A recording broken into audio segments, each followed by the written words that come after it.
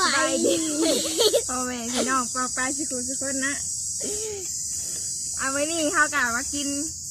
ตำหัวปุ่นนะนี่พักสดๆเด้อพี่น้องเครื่องเองนี่ก็กินอยู่ส่วนนะฟังเสียงนกเสียงหลดไปนำนะเอาวันนี้ครับมาเริ่มกินเลยเนาะโอ้มืดอะไรดิแจกสองตาพี่ทอดกล้วยนำมาได้พี่น้อง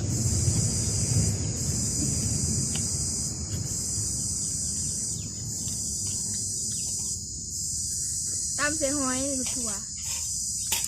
แซ่บ